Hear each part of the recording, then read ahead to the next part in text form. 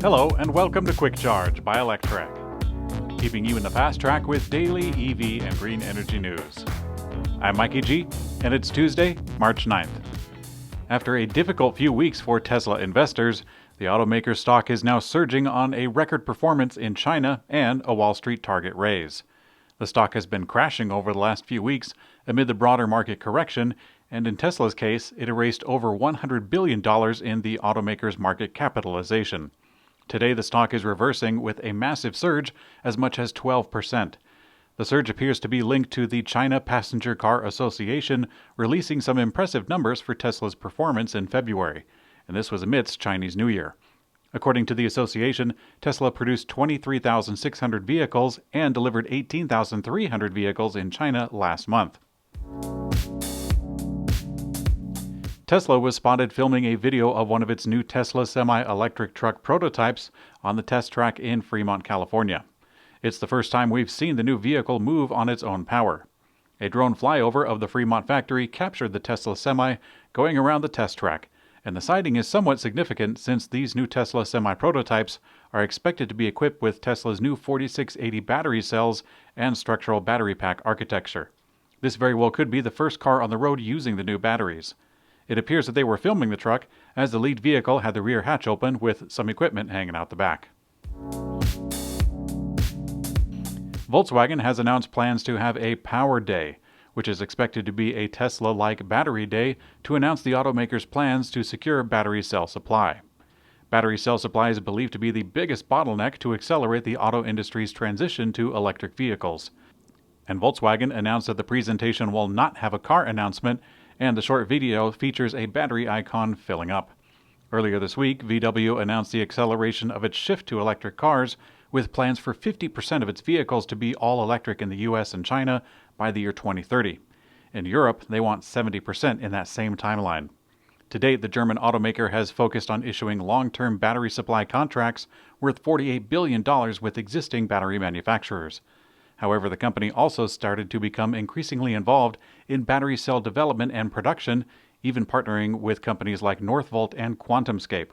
Along with the Power Day announcement, CEO Herbert Diess also confirmed plans to build battery cells in Spain as part of the conversion of their Moratel factory. Kia has just offered the first glimpse of its upcoming EV6 hatchback.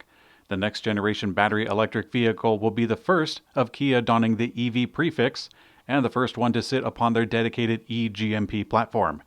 The unveiling of the EV6 comes just weeks after Kia announced an acceleration of transitioning their plan to fully electric vehicles. Kia's CEO promised 7 dedicated EVs by 2026 and a rebirth of the company built upon a new logo and design. The small look at the EV6 doesn't tell us too much. The silhouette looks like a small crossover with the sequential turn signals that are all the rage these days. Electrek takes a look at one of the lesser-known electric car companies, Arrival. Arrival is an EV company built around 3 major focuses: sustainability, scalability, and cost-effectiveness. In what the EV manufacturers calls microfactories, Arrival takes existing industrial facilities and installs its own assembly cells that are quickly and efficiently implemented. This strategy removes the need for special foundations, pits for painting, or other assembly processes. Each cell includes 3 to 4 off-the-shelf robots, plus all necessary equipment to guide parts around the facility. The Arrival team told Electrek that a microfactory for vans is in the works for the USA, and they also plan on working on a bus. Arrival is definitely an EV company to watch. Audi is unveiling the interior of its Q4 e-tron electric SUV ahead of the full reveal this month. It shows a clean and practical interior design with an impressive heads-up display. It gives the driver access to information like current speed, traffic signs, as well as the assist system and navigation symbols as static displays that appear to be floating roughly 3 meters ahead of the driver. This capability sounds especially impressive when it comes to navigation. The company writes, quote, "On the road, what is known as the drone, a floating arrow, shows the next point of action on the route. It is dynamic. When approaching an intersection, for example, the floating arrow first announces the turn maneuver before an animated arrow steers the driver onto the road with precision." Now, the full unveiling of the Q4 e-tron with a look at the final exterior design is expected to happen ahead of the start of production later this year. EV charging network Chargepoint and automaker Polestar announced what they call a charging partnership. The first product of the collaboration will be an integrated charging app for the Polestar 2 EV. By the way, to catch you up to speed, Polestar is the EV brand of Volvo. The integrated app will provide charging solutions nearby and can be accessed directly in the Polestar 2 infotainment system, where drivers can even pay for charging in the center console. Chargepoint currently sits as the largest charging network, operating in a dozen other countries outside of North America, allowing Polestar owners to access over 100,000 chargers. This is actually quite interesting because of all the EV automakers out there, the largest charging network chose Polestar. And in Electrek's Green Energy Brief, the Alameda County Board of Supervisors unanimously approved a 350-acre solar farm on agricultural land north of Livermore, California. This will be the Bay Area's largest solar farm to date once it's built. The project has had supporters and detractors, and the camps are pretty evenly split. The Sierra Club supported it because the solar farm would help to bring California closer to its clean energy goals. On the other hand, Friends of Vineyard and Open Space, Friends of Livermore, and Save North Livermore Valley oppose the project. The three intend to file a lawsuit against the solar farm approval.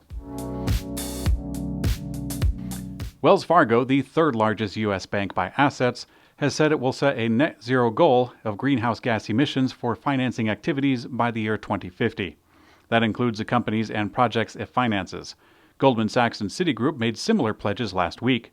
J.P. Morgan Chase did the same in October of 2020, and Bank of America and Morgan Stanley have also said that they would adhere to the Paris Agreement. However, there is a hitch.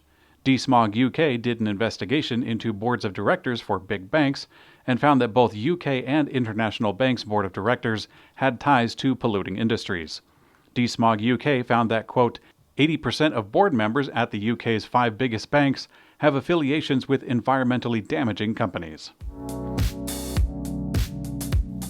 And finally, in Electrek's personal mobility coverage, a new electric bike review was published on Electrek's YouTube channel, this time for the Super Monarch Crown all-wheel drive. The dual-motor, dual-battery, dual-cargo rack, dual-suspension, camo-clad hunting fat tire monster is specially made for backwater trails and hauling back a trophy. At $4,295, it's of course not a cheap e-bike, but it's also barely an e-bike as an off-road machine. Thanks for watching Quick Charge by Electrek. We also have an audio version on your favorite podcast player. I'm Mikey G, and I hope you have a great day. Thanks.